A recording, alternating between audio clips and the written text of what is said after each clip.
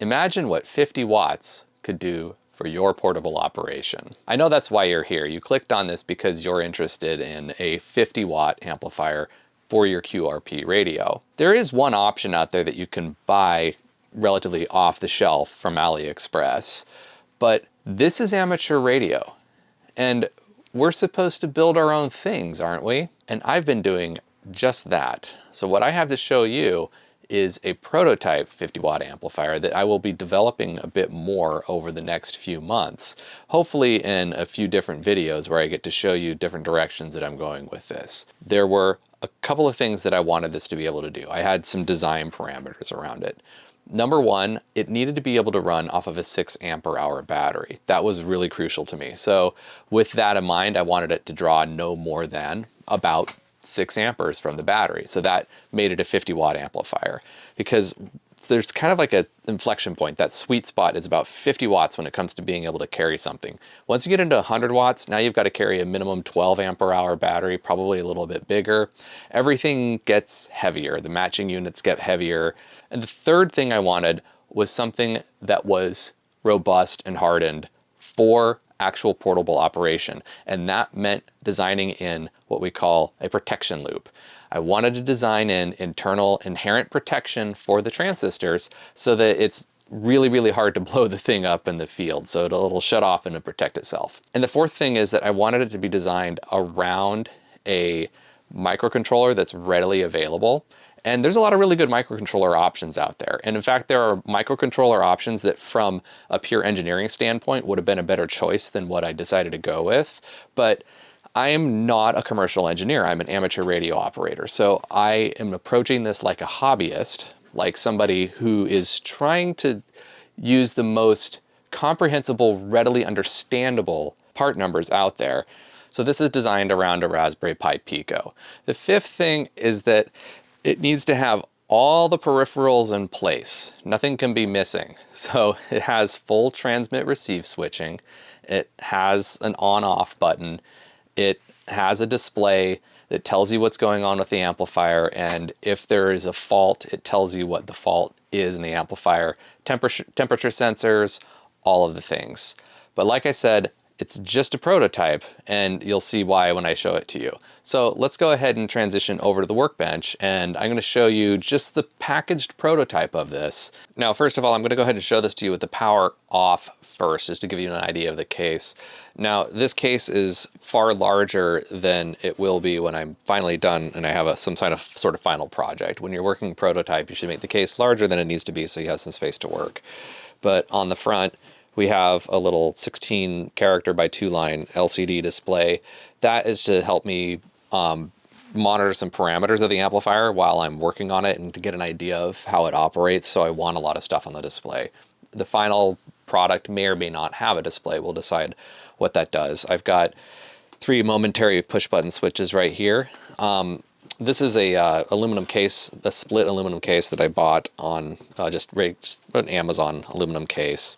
And I replaced the front and back panels with 3D printed panels. So I did all of the knob display placement, all the placement of things with these plastic panels for the prototype again, because that's a lot easier than drilling holes in the aluminum panels and then finding out that that's not actually, where I wanted the holes or how I wanted things to work. So to get to a couple other things that I wanted for design parameters that show up when you're looking at the back of this thing.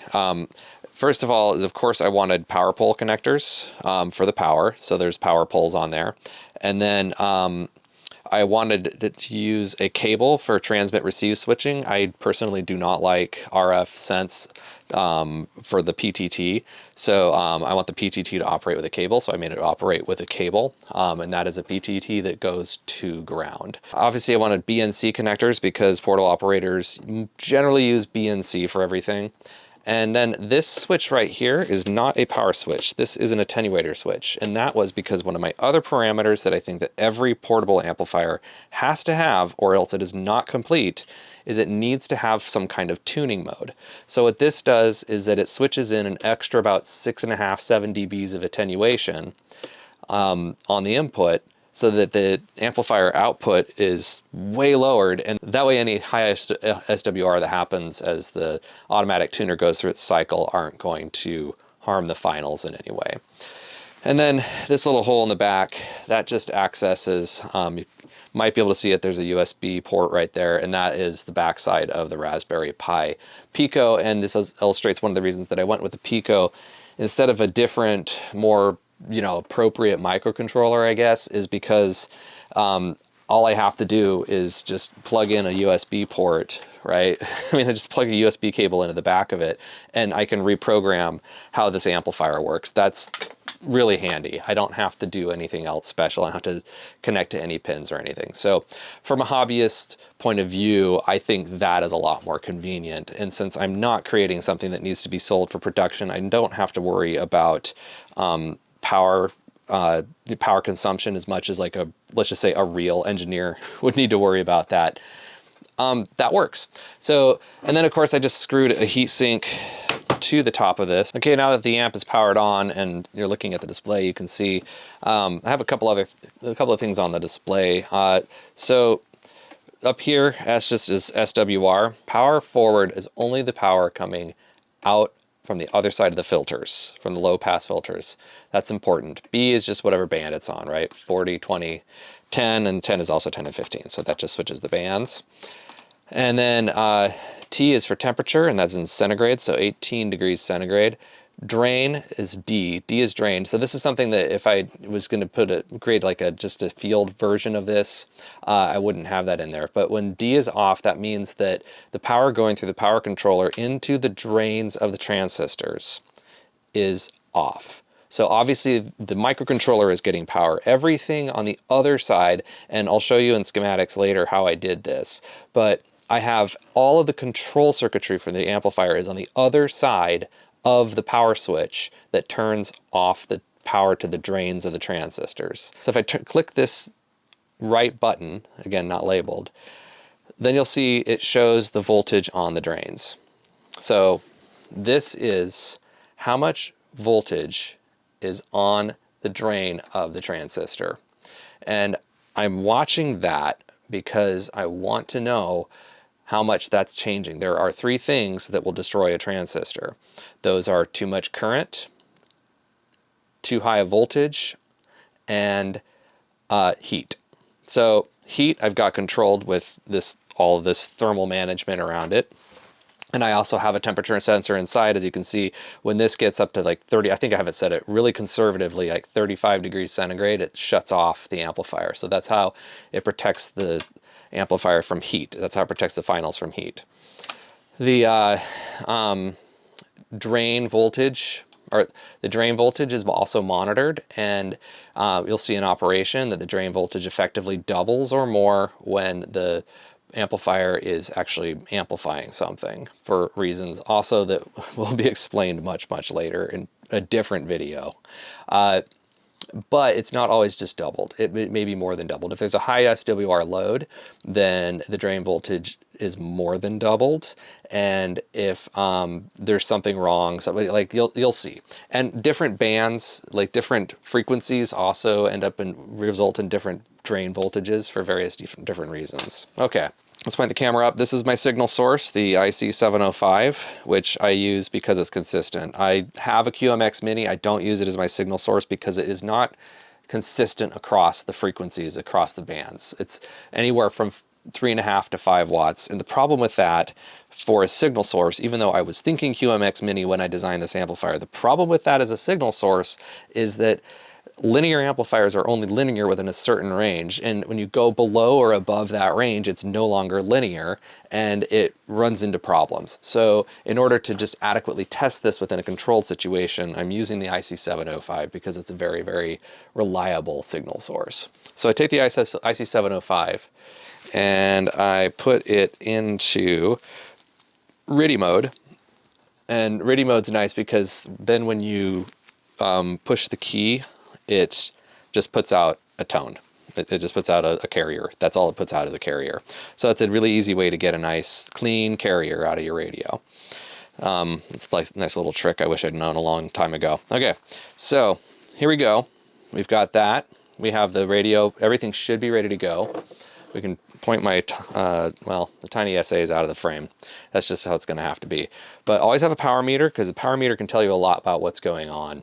Like, when you're designing it, we'll go over some design stuff later. But yeah, needless to say, every good workbench needs to have a power meter at it. All right.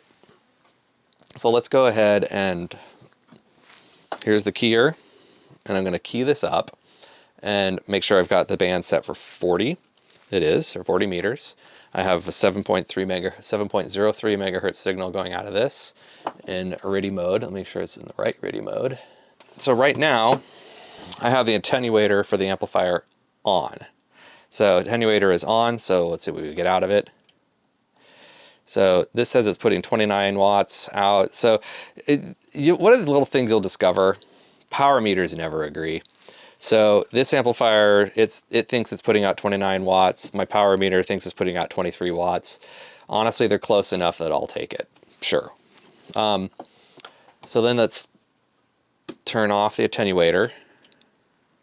All right, so we're getting a solid 53 watts with the IC705, putting 5 watts into this thing. And what I want you to watch here is watch what the drain voltage does. 26.7, 26.8 volts. Temperature starts to climb, 23 degrees centigrade, still not bad. Okay, now we're running 15 meters to 21 megahertz, and you can see the power output drops down quite a bit. It's really difficult to get these things to be truly linear, and so that's one of the challenges here with designing this amplifier, was getting it to be linear. So that's pretty difficult. And then it has a problem at 10 meters, so I'll try it for a second, but it doesn't work as well as it did in prototype, and I know why, and I'll explain that too when I open up the package. But yeah, so the V drain went over, so this is one of the error messages that it throws up, which is that the voltage drain went too high. So it didn't like that, and so it got mad. Yep. So I can explain why it's doing that. And it has everything to do with layout. Layout is everything. So let's go ahead and open up this package, and I'll explain some of the reasons why I know that it doesn't work correctly. Okay, so taking a look inside this thing, let's go ahead and take it apart. And like a lot of amplifiers, you actually flip it upside down to take it apart. So everything in there, all the components inside the amplifier are actually upside down. So let's go ahead and turn this upside down, and then we're going to take the bottom cover off of it. So let's go ahead and zoom in on this a little bit, because this is, so right away opening this up, it becomes readily apparent. Any of you in here any of you watching who have RF experience already can see what the problem is with this. And so what happened with the layout in here is, it's one thing to plan something, it's one thing to design something where you have it all laid out linear on the workbench, but then it's a whole other thing once you try to get everything packaged. So the number one problem, other than the fact that things look messy in here, I can tell you without even running around with test probes why this amplifier freezes up on 17 meters for no apparent reason.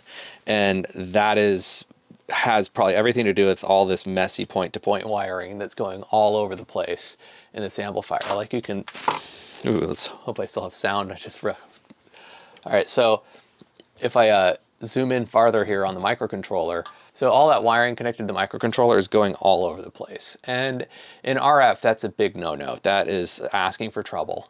It's just what I had to work with, so it's what I did, but it is not an ideal situation. And it's picking up signals all over the place. And so, especially with something as touchy as a microcontroller, that's just asking for trouble. The other big problem with this is typically you want to keep the signal as much in a line with itself as possible. So the input's coming in through here. Here's the input transformer. And then it gets amplified by the transistors right here. And then we have the output transformer. And then the output transformer's output is scrunched right up against this display. Also bad news. And then it goes into the filter banks. And then it goes through the filter banks. And every one of those toroids and all that stuff in the filter bank is going to send out RF throughout this whole case. And then out of the filter banks, it comes to another coax cable, and that coax cable comes around and goes back up to the top to the SWR meter, to the SWR power bridge right here.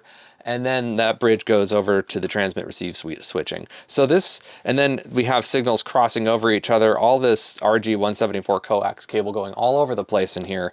So when this was all laid out linearly and not in the case, 10 meters works just fine. Now with all of this signal going all over the place and back on itself and just everywhere in here, the 10 meters doesn't work anymore. Of course it doesn't work anymore, because there's too many reactances that I've created, just even with the little snippets of cable going back and forth. Who knows what's happening in here? But in the future, when I come up with a finalized design, it'll all be on one board. Everything will be managed nicely. Okay, looking at a couple of features in here though that are very important to making the amplifier robust. Right here, I'm zooming in on, what I'm zooming in on here is the power supply control. So this board has, right here, it has a Hall effect sensor on it, and the job of the Hall effect sensor is just to simply detect current flow. And it detects the current coming in from positive power, which you can see I have a giant diode that's hooked up backwards here, so that if I put a fuse on the input, if I accidentally hook the power up backwards, that diode will cause that fuse to blow. All right, we've got a Hall effect sensor. It senses current and it sends a voltage to the microcontroller, and the microcontroller then decides whether to turn the thing on or off. And then this is just this little toroid here, or not a toroid, this inductor here is just for, you need to have an inductor on the positive power to isolate the supply, and then there's an isolation capacitor there. I have a voltage divider here too that is used to send a voltage to the analog to digital converter in the Raspberry Pi, tell it how much voltage is on the power supply. And then over here is a giant P-channel MOSFET. That is my power switch. So that P-channel MOSFET, this kind of MOSFET is good for switching and switching only. It cannot run in linear mode, so it can't be a linear current regulator. It just turns on, it turns off. It can handle an amazing amount of current as long as it is not dissipating any power, and it does not dissipate power. Okay, so that's a very, very basic overview of what's going on in this amplifier. And it has a lot of room for improvement, and that is some improvement that we'll be making over time with it. Okay, so that was just an introduction, an overview into one approach to making an HF amplifier, and there are so many more details to go in to kind of cover in there. What do you want me to talk about next, if anything? Let me know in the comments, kind of like what you're wondering, what you would like to do. What would your goals be for an HF amplifier if you were building one? Because I'm going to kind of move forward. I don't know exactly what architecture or topology I'm going to stick with. There's some other ideas that I'm ready to play around with to kind of modernize the design, and also that layout has to change. That layout has to absolutely change because it's not going to work. So there's a lot of improvements to be made, but I'd love to take you on this journey with me. So anyway, let me know in the comments what you think. 7-3 everybody. Get out there and, you know, go tinker with stuff. Go play with radios.